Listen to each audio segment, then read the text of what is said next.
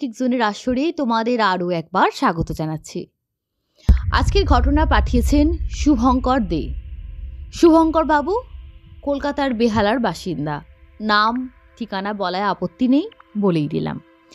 ঘটনাটা যেটা বলছেন এটা ওনার মামার বাড়ির ঘটনা। মামার বাড়ি বেহালায় নয়, মামার বাড়ি হুগলির কোনো একটি স্থানে। বলছেন ওনাদের ওখানে একটা খুব পরিচিত ঘটনা, ওখানকার সব মানুষেরাই জানে। ওনার যতটুকু ধারণা, এই ঘটনাটা আগে কোনো চ্যানেলে আসেনি বা কেউ ওখানকার কোনো মানুষ কেউ বলেনি, উনি শোনেননি কোনো চ্যানেলে এটা এসেছে। সেই ভরসাতেই উনি ঘটনাটা পাঠিয়েছেন। ওখানে এক ভদ্রলোক ছিলেন, সুদের ব্যবসা করতেন। নাম ছিল নিখিল পাল। নিখিল পাল বলতে গেলে সুদখোর মহাজন। প্রথম জীবনটা যদিও তার এরকম ছিল না। ওটা বুনিয়াদি বাড়ি, খুব বিশাল সম্ভ্রান্ত ফ্যামিলি না হলেও একটা খুব বড় ফ্যামিলি। অনেক জ্যাঠা কাকা মিলে একটা বাড়িতে থাকতেন। তারপর যত দিন গেছে, জেনারেশন এগিয়েছে, বাড়িটা ভাগ হতে হতে ওদের বাড়িটা এত জ্ঞাতি গোষ্ঠী ছড়িয়ে ছড়িয়ে ওটাই যেন একটা পাড়ায় দাঁড়িয়ে গেছে। তো সেই ভদ্রলোক প্রথমে একদম নর্মাল স্কুলে যাওয়া, ফুটবল খেলা, তারপর কলেজে পড়েছেন, বিকম পাস করেছেন, করে একটা ছোটোখাটো চাকরিও করতেন। তখন কিন্তু সে একদম আর পাঁচটা ছেলের মতো স্বাভাবিক। যে জীবনের প্রথম যে ধাক্কাটা আসে সেটা ওনার, প্রথমে উনি পান্ডে স্যার বলে একজন স্যারের কোচিংয়ে পড়তেন, অঙ্ক করতে যেতেন। অঙ্ক করতে গিয়ে পান্ডে স্যারের মেয়েকে উনি খুব ভালোবেসেছিলেন। সম্পর্কটা বেশ আস্তে আস্তে অনেকটা দূর এগিয়েছিল। তখনকার দিনে চিঠির জামানা, চিঠি দেওয়া নেওয়া, আদান প্রদান বন্ধুদের মারফত লেগে থাকত। কলেজে 3টে বছর কেটে গেল। স্যারের মেয়ে তখন সবে কলেজের সেকেন্ড ইয়ার, কিন্তু ওনার সরস্বতী পুজোয় জানাজানি হয়ে গেল যে স্যারের মেয়ের সঙ্গে ওই নিখিলকে কিছু ছেলেরা গিয়ে স্যারকে জানিয়ে দিল যে ঘুরতে দেখেছে। ন্যাচারালি এই ছেলেরা ওনার বন্ধুর টিমে ছিল না, আলাদা কেউ হবে। তো জানাজানি হওয়ার পর তো স্যার মারাত্মক রেগে গেলেন। নিখিলের বাড়িতে খবর পাঠালেন, তার বাবা মা এলো, তারা এক প্রকার হেনস্থা হলো। নিখিল পুরনো বাড়ির ছেলে হলো, আমি আগেই বলেছি খুব একটা আর্থিকভাবে সচ্ছল পরিবারের ছেলে ছিল না।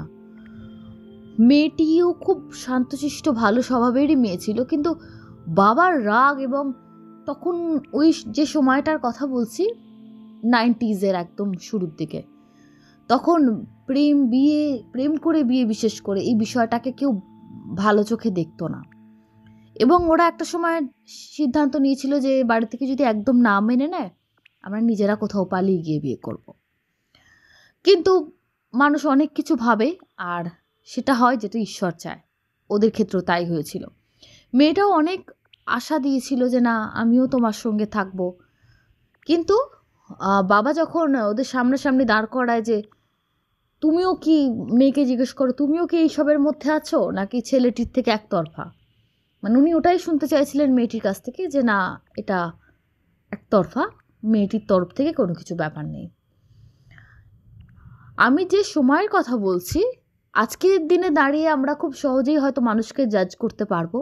সেই সময় পড়াশুনো শিখছে, গ্র্যাজুয়েশনের কলেজে পাঠিয়েছে, এরকম মেয়েদের খুব কম পাঠানো হতো। ম্যাক্সিমাম মাধ্যমিক থেকে উচ্চ মাধ্যমিক পাশ করার পরে বিয়ে দিয়ে দেওয়া হতো।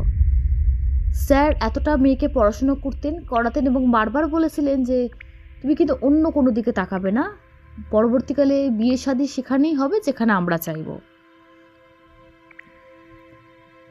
পরিবারের চাপের মুখে এবং ভয়ে মেয়েটি সেদিন কোনো কিছু স্বীকার করেনি।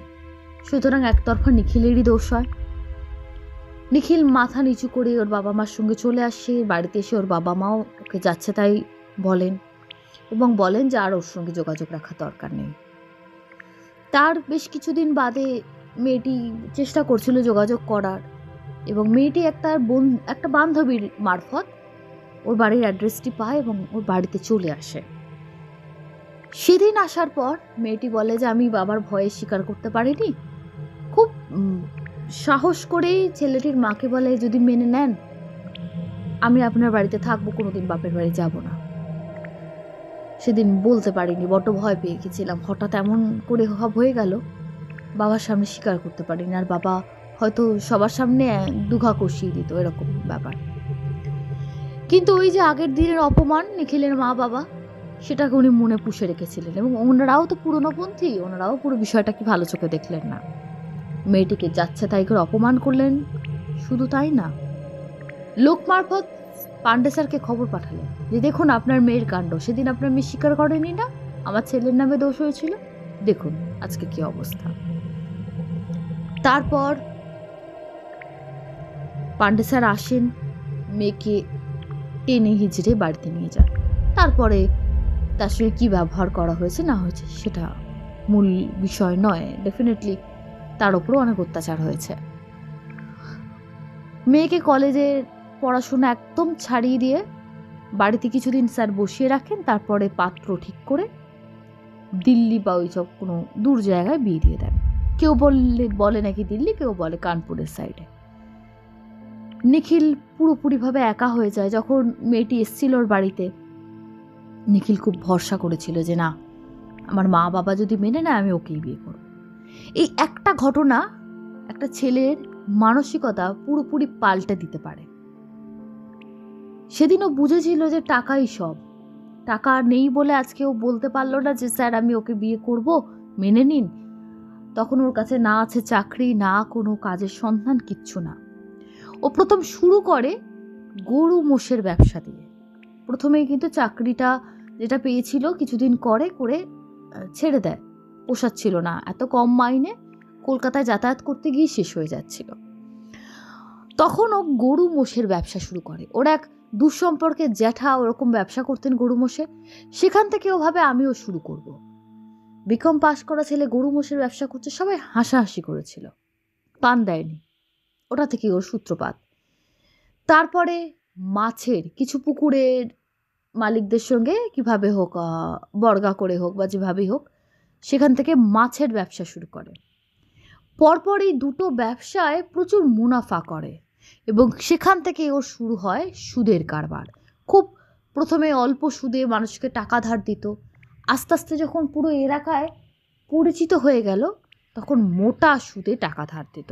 যারা উপায় নেই, নিরুপায় মানুষ, তার কাছ থেকে টাকা ধার নিত এবং আস্তে আস্তে নিখিলের প্রচুর টাকা পয়সা সম্পত্তি করে। নিজেদের বনিদি বাড়িতে থাকেই, সেখান থেকে বেরিয়ে এসে জায়গা কিনে বাড়ি করে এবং বাড়ির পাশে একটা বড় খাটাল করে। কিছু এলাকার নিয়মকানুন না মেনে খাটালটা করেছিল, গন্ধে পাড়ার লোক টিকতে পারতো না। কিন্তু ওই পাড়ার ক্লাবে মোটা টাকা চাঁদা দেওয়া আর কিছু রাজনৈতিক সদস্যদের হাতে রাখার পর কেউ কিছু ওই নিয়ে আর বলতো না। মনে মনে লোকে গালমন্দ করলে ওকে আর কেউ কিছু বলার সাহস পেত না। পরে শোনা যায় 10 বছর বাদে যখন ওর প্রেমিকার সঙ্গে দেখা হয়েছিল, সে তখন 2 বাচ্চার মা, বাপের বাড়ি বেড়াতে এসেছে কোনো একটি অনুষ্ঠানে। তখন সেই নিখিলকে সে প্রথমে চিনতে পারেনি। একদম মোটা সোটা ভুঁড়িওয়ালা একজন মাঝবয়সী লোক, চোখে মুখে একটা উগ্র ভাব।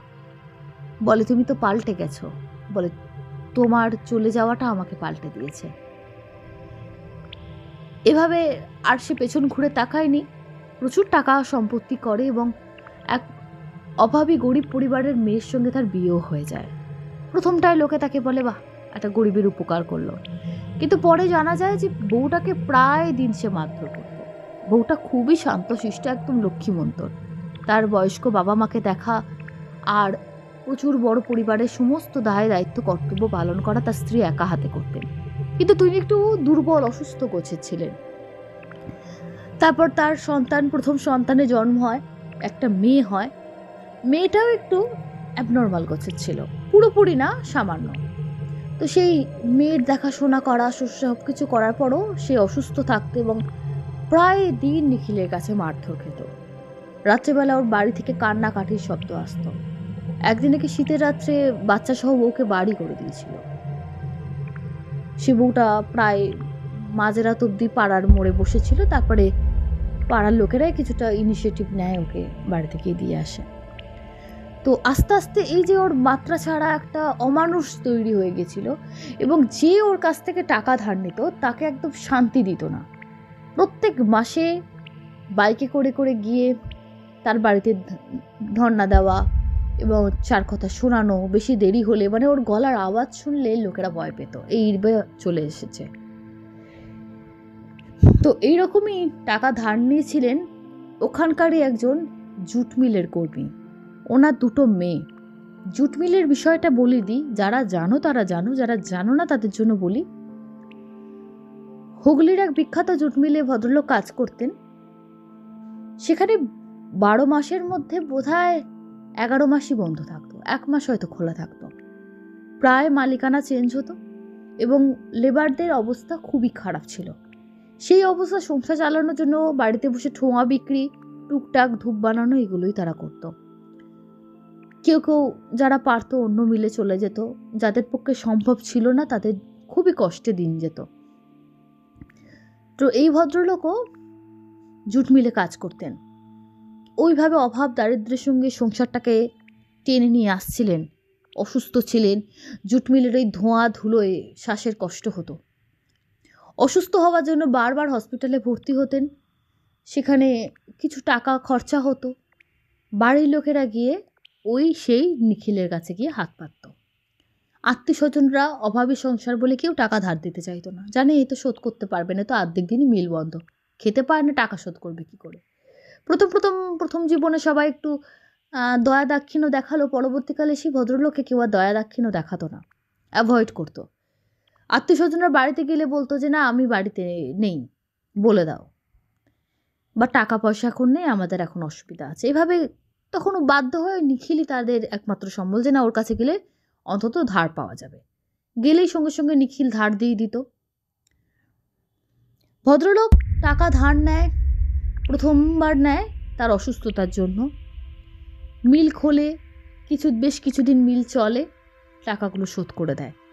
তারপর আবার টাকা ধার নেয় তার স্ত্রীর অপারেশন হবে বলে, অনেকগুলো টাকা লাগবে, গলব্লাডার স্টোন অপারেশন হবে। সেখানে টাকা ধার নেয়, সেটাও শোধ করে দেয়। তৃতীয়বার যে টাকাটা ধার নেয় সেটা একটু বড় অঙ্কের টাকা। সেটা হচ্ছে তার বড় মেয়েকে বিয়ে দেবে, এবং বড় মেয়ের বিয়ে মিটে যাওয়ার পরপরই তিনি আবার অসুস্থ হয়ে হাসপাতালে ভর্তি হন, এবং সঙ্গে সঙ্গে মিলটাও বন্ধ হয়ে যায়। তার সংসার চালানোরও টাকা দরকার, যেটুকু জমা পুঁজি ছিল প্লাস ধার দেনা করে মেয়েটাকে কোনো রকমে উদ্ধার করেছেন উনি। এবার সংসার চালানো, চিকিৎসার খরচার জন্য ওনার হাত একদম শূন্য। মেয়েও কোনো কাজ করে না, একদম হাউসওয়াইফ। শ্বশুরবাড়িতে গিয়েও যে বাবাকে সাহায্য করবে তেমন তার কোনো অবস্থা না। কিভাবে জীবনটা চলবে? ভদ্রলোক পরিবার নিয়ে ভীষণ বিপদে পড়েন। তার আরও একটি সন্তানও ছিল। এবার মোটা অঙ্কের টাকা নিখিলের থেকে ধার নেয়, এবং এবার মিল খুলতে অনেক দিন সময় লেগে যায়। কোনো রকমে তারা সংসার চালাচ্ছিল, খেয়ে না খেয়ে যেমন করে হোক দিন চলছিল। এর মধ্যে জামাই ষষ্ঠী, বিয়ের পর প্রথম পুজোর তত্ত্ব, সব সমস্ত কিছু ভদ্রলোক করতেন, এবং বারবার সেই নিখিলের কাছ থেকে ধার নিতেন। ধারের অঙ্ক সুদের সঙ্গে একদম চক্রবৃদ্ধি হারে বাড়তে থাকলো। ভদ্রলোক নাজেহাল হয়ে পড়লেন যে কিভাবে আমি সংসারটা চালাবো। আমার মেয়েটাও তো কিছু আমাকে সাহায্য করতে পারবে না। এদিকে মেয়ের শ্বশুর বাড়ি থেকেও প্রায় চাপ আসতো, এটা দিতে হবে, ওটা দিতে হবে। সেগুলো তো কিছুই দিতে পারতেন না। তার জন্য মেয়েও বলতো বাবা এখানে বড্ড কষ্ট দেয় এরা আমাকে। তো সব কিছু নিয়ে ভদ্রলোক এত জর্জরিত হয়ে পড়েছিলেন। তার মধ্যে প্রতিদিন নিখিল এসে নানা রকম অকথা তার বাড়ির সামনে বলে যেত। টাকা কবে দিচ্ছেন, কবে টাকা পাবো, এভাবে প্রায় করতো। বলতো আমার সময় দাও, মিলটা খুললে তোমায় টাকা দেবো। আপনার মিল কবে খুলবে তো জানি না, টাকা আমার চাই। একটা সময় এমন হলো, নিখিল তাকে 3 মাসের সময় দিল। এই 3 মাসের মধ্যে আমার টাকা দিন, না হলে আমি অন্য ব্যবস্থা নেব। ভদ্রলোক, ওনার স্ত্রী, ওরা খুব দুর্বল এবং খুব সহজ সরল মানুষ ছিলেন। প্রচণ্ড ভয় পেয়ে গেলেন। পাশে দাঁড়াবার মতন কেউ নেই, কি করবেন? বিপদে পড়ে তখন বাড়িটা, একটা টাইলের চালওয়ালা 2 কামরা ঘরের যে বাড়িটা ছিল, মাথা গোজার আশ্রয়, ভাবলেন এবার এটাকে বিক্রি করে যদি কিছু টাকা পয়সা পাওয়া যায়। যেমন ভাবা তেমন কাজ, এক বাংলাদেশি পরিবারকে খুব ভালো পয়সা পেলেন, বাড়িটা বিক্রি করে দিলেন। বাড়ি বিক্রি করে নিখিলকে ধার শোধ করলেন, করে একটা ভাড়া বাড়িতে গিয়ে ওঠেন ভদ্রলোক তার স্ত্রীকে নিয়ে। এই বাড়ি বিক্রির কষ্ট পূর্বপুরুষের তৈরি ভারী, ওনারা খেয়ে না খেয়ে থেকেছেন, কিন্তু বাড়ি ভাড়া দেওয়ার তো চিন্তা ছিল না। এই নতুন বাড়িতে মানে ভাড়া বাড়িতে সেখানে আবার বাড়ি ভাড়া দেওয়ার চিন্তা। বাড়ি বিক্রি করে যা টাকা পেয়েছেন ম্যাক্সিমামটাই চলে গেছে নিখিলের ধার শোধ করতে, আর যা ছিল তা মেয়ে শ্বশুর বাড়ির চাহিদা মেটানোর পর সামান্য কিছু পড়েছিল, তাতে ওনাদের খুবই কষ্টে চলতো। ভদ্রলোক আবার অসুস্থ হয়ে পড়েন। এরপরে ওনার টিবি ধরা পড়ে। টিবির জন্য প্রায় মাস দুয়েকের ওপর হসপিটালে ভর্তি ছিলেন। বাড়ি ফেরার পরও প্রচুর চিকিৎসার খরচা, ভালো পথ্য, যেটা সব থেকে বেশি লাগে টিবিতে, যে খাওয়ার খরচা। তো ওনার স্ত্রী নিরুপায় হয়ে সেই না চাইতো যার জন্য বাড়ি গেল, সেই নিখিলের কাছেই আবার গেলেন যে তোমার কাকুকে বাঁচানো যাচ্ছে না, খুবই অসুস্থ, এই অবস্থা, কিছু টাকা ধার দাও। তো এবার নিখিল টাকা ধার দিতে চাইছে না, কারণ এবার তো আর বাড়ি নেই, এরা তো কিভাবে শোধ করবে ভগবান জানে। ভদ্রমহিলা বলেন, দরকার হলে তোমার বাড়িতে ঝিয়ের কাজ করে আমি শোধ করে দিয়ে যাবো, তুমি টাকাটা দাও ভাই। নিখিল শেষবারের মতো টাকা দেয়। টাকাটা দেওয়ার পর ভদ্রলোক আস্তে আস্তে ভালো হয়ে যান। তারপর থেকে আবার শুরু হয় নিখিলের অত্যাচার, কবে টাকা পাচ্ছি। এবার জুট মিল খুললেও ভদ্রলোক বেশি দিন কাজ করতে যেতে পারতেন না, 2 দিন যেতেন, 3 দিন অসুস্থ হয়ে পড়তেন। ওই জুট মিলের ধুলো ময়লা ওইটা আর ওনার শরীরে নিচ্ছিল না।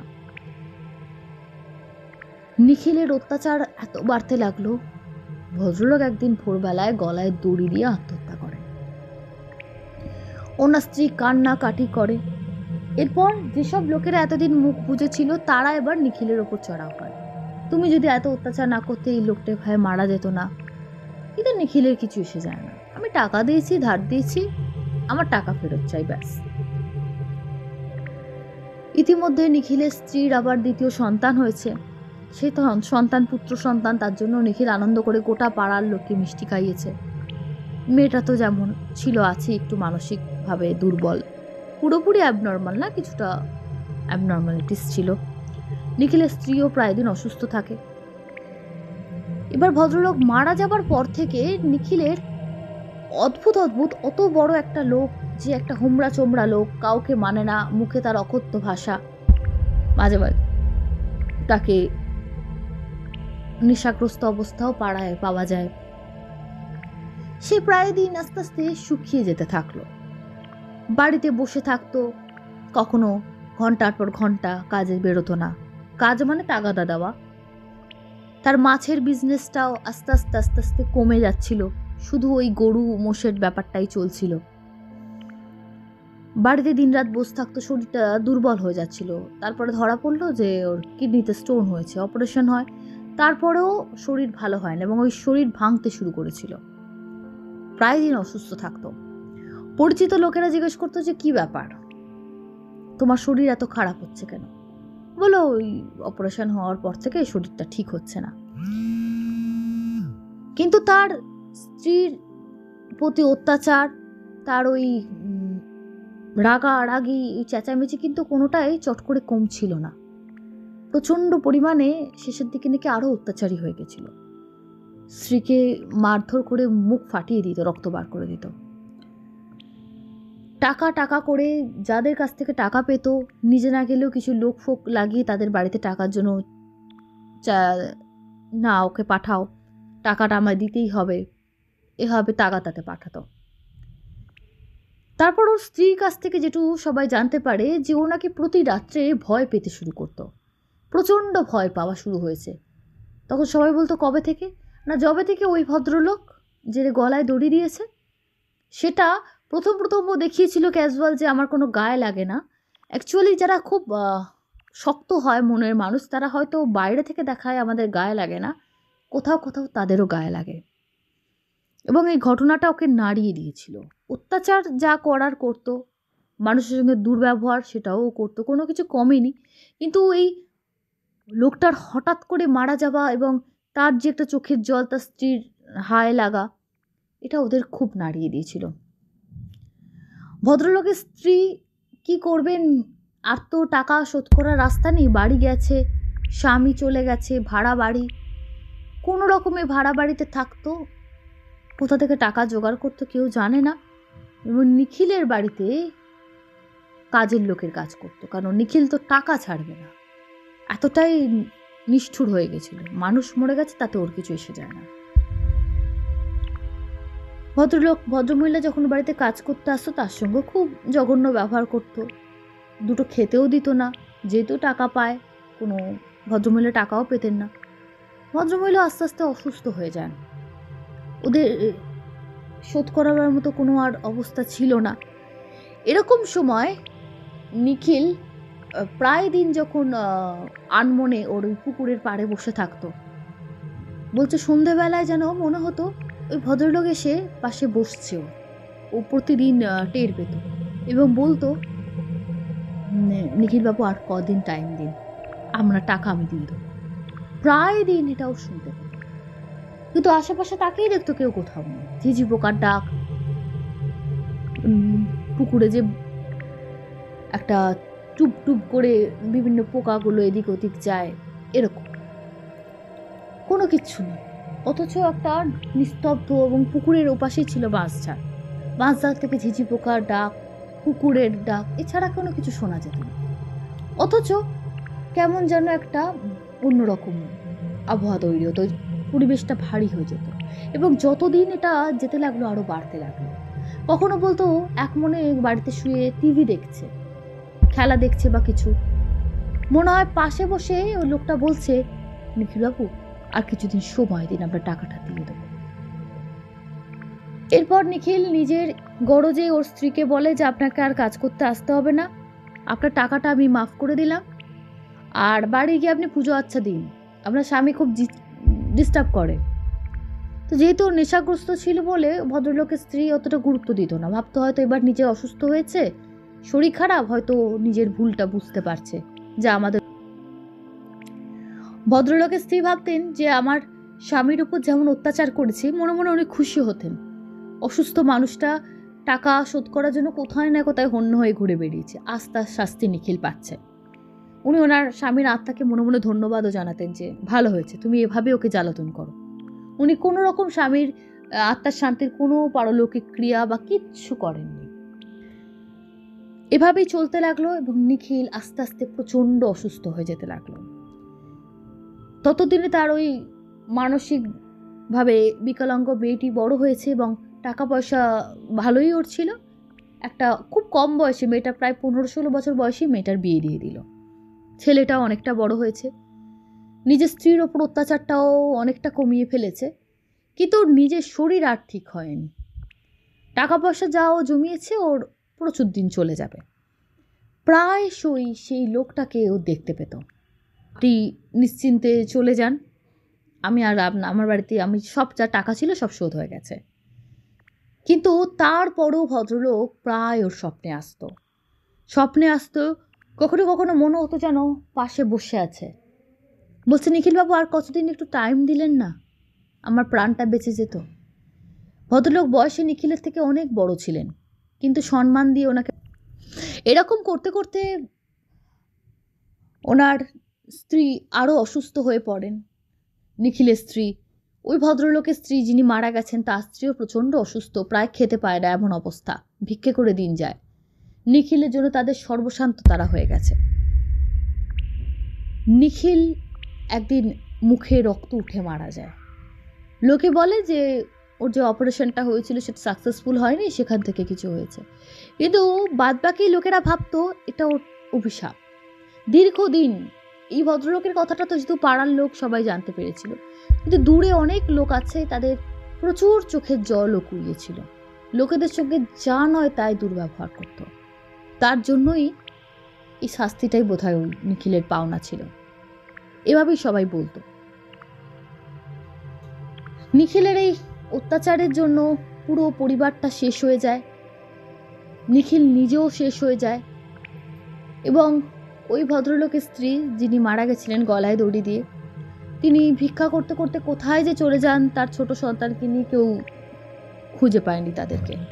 এবং নিখিলের স্ত্রী পরবর্তীকালে অসুস্থ হয়ে এখন দিন কাটাচ্ছে। তবে টাকা পয়সা আছে, দিন চলে যায়।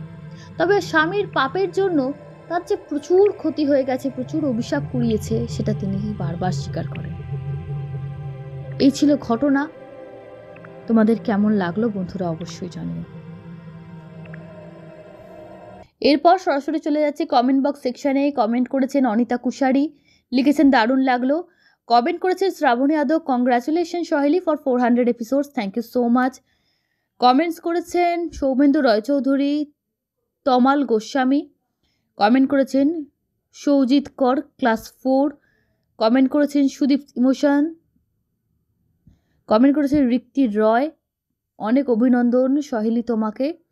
আর 400তম পর্বে আমরা এখন সবাই 30,000-এর পরিবার। লালির ঘটনাটা খুব কষ্ট লাগলো, thank you so much. Barnali Das comment করেছেন, মহামায়া ভট্টাচার্য কমেন্ট করেছেন, বিথি সাহা, দেবী মুখার্জি, খোকন চক্রবর্তী কমেন্ট করেছেন, ইউজার KP1SI কমেন্ট করেছেন, ফিওন মণ্ডল কমেন্ট করেছে, হাম্পিস ব্লগ কমেন্ট করেছেন, অঞ্জনা চ্যাটার্জি কমেন্ট করেছেন, অনন্যা বিশ্বাস অডিও 8487 কমেন্ট করেছেন, সুরজিৎ চ্যাটার্জি কমেন্ট করেছেন, বুবলু দাস কমেন্ট করেছেন, ব্রততী ঘোষাল, মামন রয়, সম্প্রীতি শীল, টিনা শর্মা, অমিতা ঠাকুর, সিনচান এবং প্রীতম বসু এবং আরও অনেকে কমেন্ট করেছেন। যাদের নাম নিতে পারলাম না তাদেরকে এক্সট্রিমলি সরি। পরের দিন অবশ্যই আপনাদের কমেন্ট পড়া হবে। এভাবেই সঙ্গে থাকুন, সাথে থাকুন। ধন্যবাদ।